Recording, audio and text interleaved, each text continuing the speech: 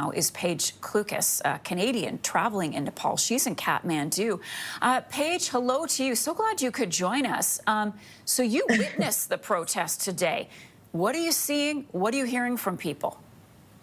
Yes, I went there with another guy from the hostel, and basically people are just unhappy with the government. They are tired of the corruption, and the social media ban was just kind of like what tipped them over the edge.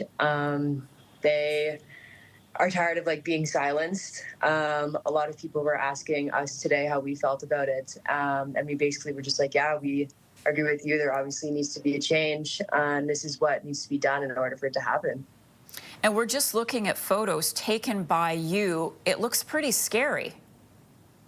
Yeah, I was there for about 4 hours, and we started the day by just walking the streets. And normally Kathmandu is a bustling, busy city, and there it was a ghost town. And then as we got closer to the parliament, we became a part of the protest. And yeah, we got tear gassed for a couple of hours, and they were like firing at us as well, just kind of doing anything to keep us back. But obviously, as you can see in the photos, it didn't really work. Yeah, let's talk a little bit more about that. Police efforts, the authorities' efforts to bring things under control. Are these protests ongoing? How successful were police? The police were not successful. They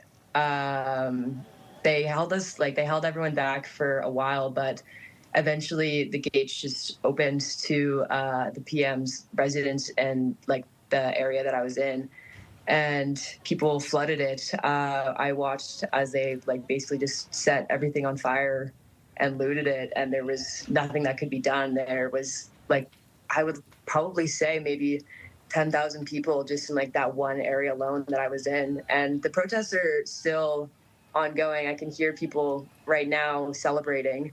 There's helicopters flying over as well. There's the city's just like full of smoke pretty much. So, as we mentioned off the top, and you told us as well, this was because of a ban on social media. Can you tell us more about that for our Canadian viewers? What exactly was the ban?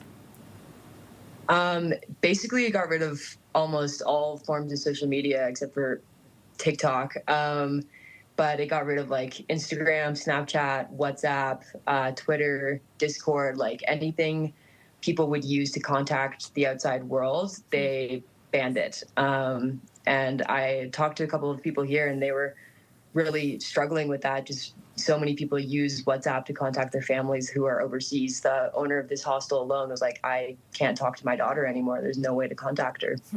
So the ban, I believe, has been lifted. Now the Prime Minister has resigned. Do you think that this will quell the protests?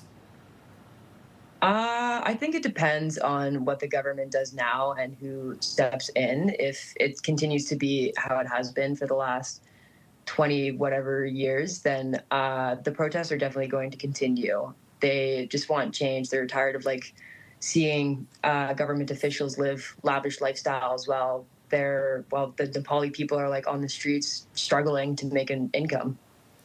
Paige, really glad that you have been able to talk to us and share what you are seeing there on the streets. Paige Clucas is a Canadian. She's traveling in Nepal, joining us this morning from Kathmandu. All the best to you and be safe. Thank you.